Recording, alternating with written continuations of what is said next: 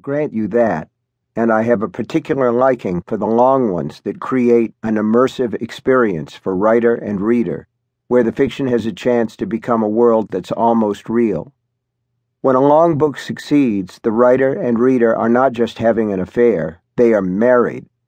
When I get a letter from a reader who says that he or she was sorry when The Stand or 11/22/63 came to an end, I feel that book has been a success. But there's something to be said for a shorter, more intense experience. It can be invigorating, sometimes even shocking, like a waltz with a stranger you will never see again, or a kiss in the dark, or a beautiful curio for sale laid out on a cheap blanket at a street bazaar.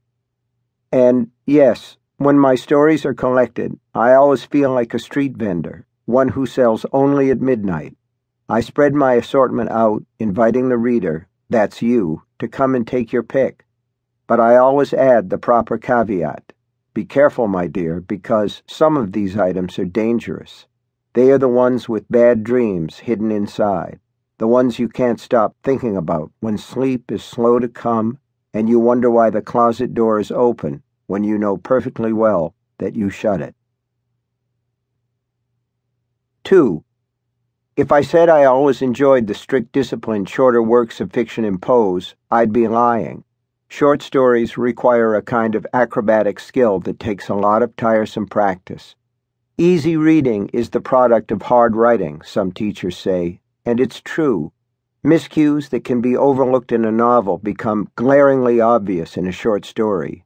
Strict discipline is necessary. The writer has to rein in his impulse to follow certain entrancing side paths and stick to the main route. I never feel the limitations of my talent so keenly as I do when writing short fiction. I have struggled with feelings of inadequacy, a soul-deep fear that I will be unable to bridge the gap between a great idea and the realization of that idea's potential.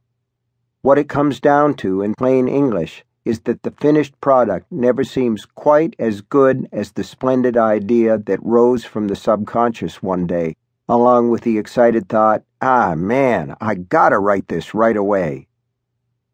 Sometimes the result is pretty good, though, and every once in a while the result is even better than the original concept.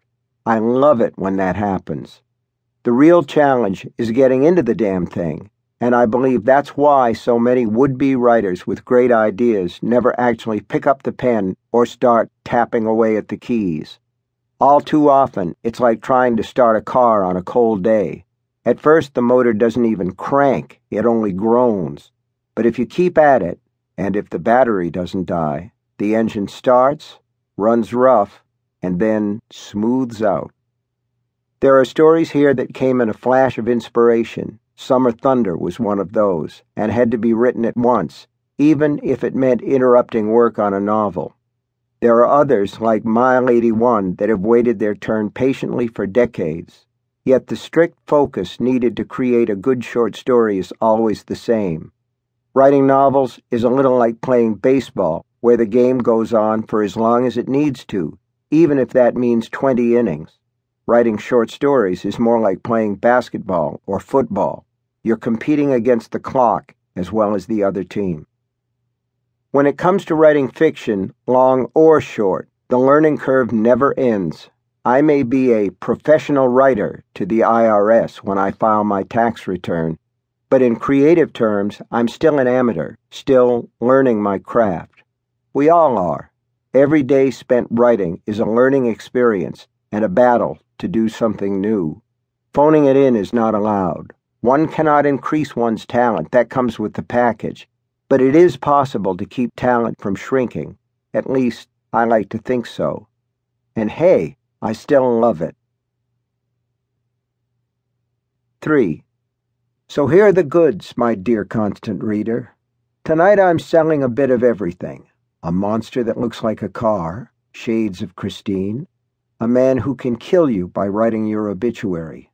An e-reader that accesses parallel worlds. And that all-time favorite, the end of the human race.